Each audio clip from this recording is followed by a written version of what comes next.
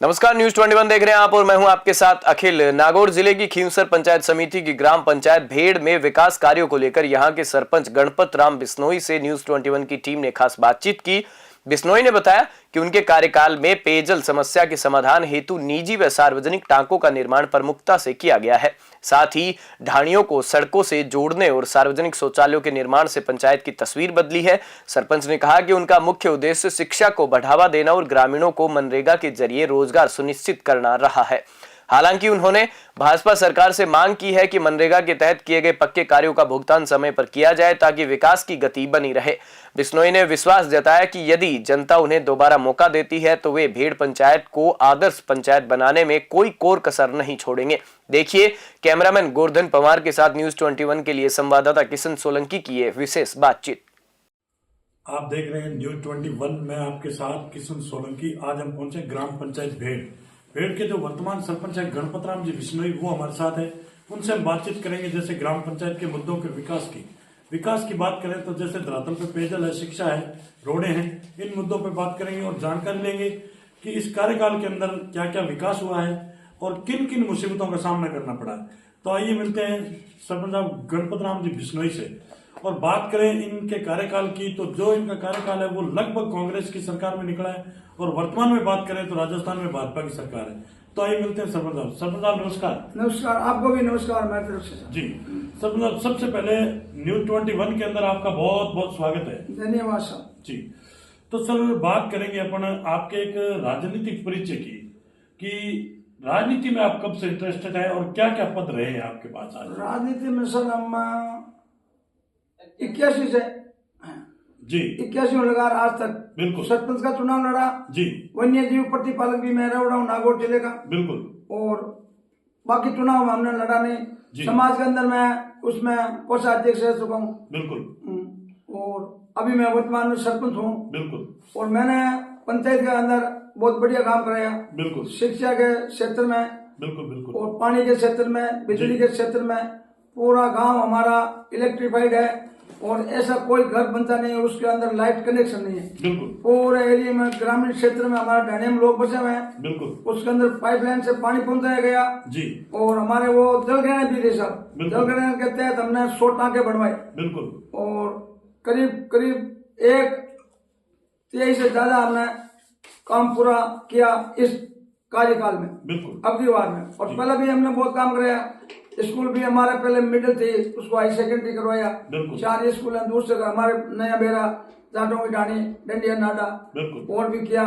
और 3 रोड हमने साहब डम्बोकरण किया है जी। यहाँ से टांगला रोड से शिवपुरा होते हुए बिल्कुल बरातर तक जी। और टांगला रोड से जाटों की ढाणी बिल्कुल आगला सीमा तक बिल्कुल। ये हमारे भेड़ गांव से गोधन तक, धुना बाप जी का, गंगा गुड़ जी का धुना तक, ये हमने 4 रोडें बनाई डमरीकरण बिल्कुल। और 5-7 रोडें हमने मुड़िया रोड बनवाई बिल्कुल। और ऐसा कोई हमारा घर नहीं है उसमें कटानी रास्ता नहीं रहते बिल्कुल। करीब रहने को हमने कटानी करवा दिया जी।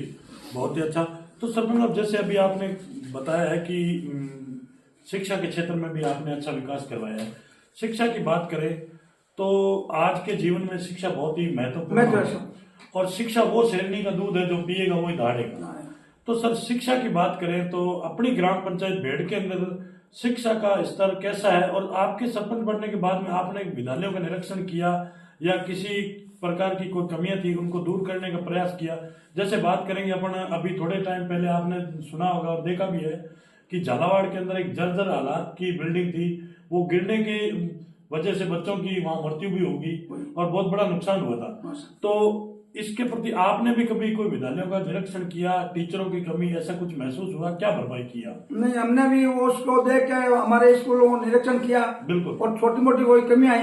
जैसे बात करेंगे नरेगा की, नरेगा के अंदर जो हम और भी आपके जो जनप्रतिनिधि साथी उनसे मिले हैं, उन्होंने बताया कि जो नरेगा के अंदर पक्के और कच्चे वर्ग का जो 60-40 का रेशियो है सर, उसके अंदर क्या है, जो माल मटेरियल का बजट है वो समय पे नहीं आने के कारण ग्राम पंचायतों में जो विकास की गति है वो बिल्कुल ठप पड़ी है। तो इस पे आप क्या कहेंगे? पेमेंट नहीं आने के कारण साहब इस समाज में थोड़ी पंचायतों में कमी आई है और थोड़ी गति धीमी हुई है। उससे अगर समय पे पेमेंट होता है, सही मैनेजमेंट होता नहीं तो काम और भी अच्छा होता है। बिल्कुल। जैसे सरपंच आप बात करेंगे, आपने जैसे 2020 के अंदर जो चुनाव फाइट किया और जनता ने आपको चुना है, और मान सकते हैं कि भी चलो आप एक सक्षम हैं और करवा भी देंगे काम और कहीं से एडजस्ट करके, लेकिन कहीं कहीं धरातल पे ये नजर आ रहा है आपकी बार, क्योंकि आगे पंचायत राज के चुनाव आ रहे हैं और जहाँ बिल्कुल यानी कि लो कैटेगरी के जो मान लो सरपंच है, यानी कि कहीं उनके हाथ पैर नहीं चल रहे हैं, तो वहां उन लोगों ने जब चुनाव लड़े थे जनता से वादे किए थे हम ये करवाएंगे, लेकिन आपको कहीं कहीं यूं नहीं लग रहा कि अब की बार जो आगे चुनाव आ रहे हैं उसके अंदर क्योंकि वो उन वादों पे नहीं खरा उतर पाए हैं, तो वहां कहीं कहीं थोड़ा बहुत तो यूं दिक्कतों का सामना करना पड़ सकता है? सर हमने काम तो करीब जो वादे किए वो पूरा किए, लेकिन बिल्कुल सही समय पर पेमेंट नहीं आने की वजह से कुछ काम हमारा पेंडिंग है। बिल्कुल तो अभी 2-4 महीना फिलहाल चुनाव है नहीं है और हम तैयारी में लगे हुए हैं, उसको भी हम कभी पूरा करेंगे। बिल्कुल, ये हमारा बहुत ही अच्छा। और जैसे सर बात करेंगे, एक और बहुत बड़ी योजना चल रही है सरकार की, वो भी केंद्र और स्टेट गवर्नमेंट की है, जल जीवन मिशन योजना, जो घर घर नल योजना। उसके प्रति भी अपनी ग्राम पंचायत में कोई विकास हुआ है? क्योंकि आज देख रहे हैं कि एक एक ग्राम पंचायत में 1-1, 2-2, 3-3 करोड़ का प्रोजेक्ट है वो, लेकिन धरातल पे कहीं कहीं हमने देखने को मिला है कि बिल्कुल विफल जा रहा है। तो इस पे अपनी ग्राम पंचायत की क्या स्थिति? हमारी ग्राम पंचायत में काम शुरू हुआ है जी, हमारे 10 किलोमीटर की लाइन डाली है और जो भी जल से बचत है उसको सबको कनेक्शन किया, बिल्कुल, जल जीवन मिशन के तहत। जी जी, ये किया सर। बहुत ही अच्छा। तो जैसे सर बात करेंगे अपन, आज देखते हैं अपन, आप पहले क्योंकि आप बुजुर्ग हैं, आपको हर तरीके का और हर यानी कि बहुत समय का नॉलेज भी है, और भली भांति से आप जानते हैं कि पहले लोग बातें करते थे अपने इधर राजस्थान की बात करें तो इसमें कि पंजाब हरियाणा ये एक नशे से लिप्त हुआ है। अब पंजाब और हरियाणा को जैसे गंगानगर और हनुमानगढ़ बॉर्डर लगता है, तो धीरे धीरे आपको यूं नहीं लग रहा कि भाई अपना जो ये क्षेत्र है मारवाड़ एरिया है, ये भी एक यहाँ के जो युवा है वो नशे के अंदर लिप्त होते जा रहे हैं, और कई प्रकार की अपने यहाँ आज भी समाज के अंदर कुरीतियां चलती है, जैसे दहेज प्रथा है, मृत्यु भोज की प्रथाएं, तो उन पे भी आपने कभी कोई संज्ञान लिया कि उन समाज के अंदर? हमने साहब ये मृत्यु बहुत बंद कर दिया। बिल्कुल, दहेज उड़ाव ने मारा उस पर पाबंद लगा दी। बिल्कुल राइट। 10,000 से बता कोई उड़ाव नहीं करेगा, बिल्कुल, और 5 लाख से ऊपर कोई ज्यादा मायरा उड़ाव नहीं करेगा। बिल्कुल, मृत्यु बहुत बराबर बंद है जी। और नशे पर भी हमने बहुत प्रतिबंध लगाया साहब, और हमारे कैंप भी चल रहे हैं, बिल्कुल, और हमारे संत महात्मा पुरुषों ने वो भी 8 महीने में 2 महीने में कैंप लगा रहे हैं। बिल्कुल, थोड़ा नशा प्रति बड़ा है, लेकिन सब हम उसको लगाम लगाएंगे, बिल्कुल बिल्कुल, और उसको करेंगे। बहुत ही अच्छा। और सर अब जैसे बात करेंगे अपन आपके एक राजनीतिक जीवन की, क्यों राजनीति में आप काफी लंबे समय से हैं, लगभग आपने अपनी उम्र इसके अंदर राजनीतिक जीवन में निकाल दी, लेकिन कहीं न कहीं आपको यूं नहीं लग रहा कि आज से 15 साल 20 साल पहले की राजनीति और राजनीति में क्या फर्क लग रहा है? उसमें अभी में रात दिन का फर्क हो गया साहब जी। पहले जो राजनीति करते थे और नेता भी बहुत संत और बात के पाबंद थे, बिल्कुल, और पब्लिक भी बहुत अच्छी थी। अब पब्लिक में भी बदलाव आ गया, नेताओं में भी आ गया सब, वो बात अभी नहीं है सर जी। और सर अब जैसे माननीय मोदी जी है देश के प्रधानमंत्री, उन्हें क्या सपना था कि देश को भ्रष्टाचार मुक्त बनाना है, और आप एक बहुत लंबे समय से चलते आ रहे हैं राजनीति में, तो आपको क्या लग रहा है कि भ्रष्टाचार मुक्त हो रहा है देश या बढ़ रहा है? प्रयास तो लेकिन मोदी जी का आता ही है सर, बिल्कुल, कि देश नशा मुक्त हुआ है, लेकिन फर्क तो पड़ा है साहब, थोड़ी बहुत कोशिश तो मोदी जी की सफल हुई है, लेकिन पूरा लगाम नहीं लगी सर। बिल्कुल बिल्कुल।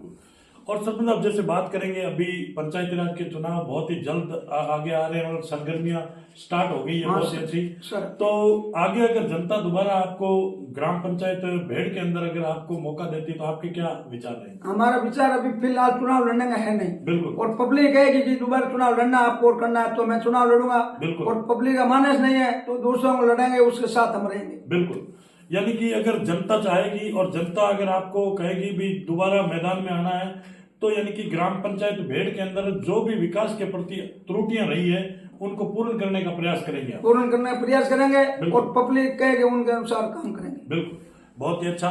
तो ये थी हमारी खास मुलाकात जो भेड़ ग्राम पंचायत के सरपंच गणपत राम जी बिश्नोई उनसे, और न्यूज़ 21 के अंदर जो इन्होंने हमें समय दिया इसके लिए बहुत बहुत धन्यवाद। बहुत धन्यवाद आपका भी, आप भी लाए, हमारा हौसला बुलंद किया और आपने हमारा परिचय लिया, इसके लिए आपको बहुत बहुत धन्यवाद। Thank you.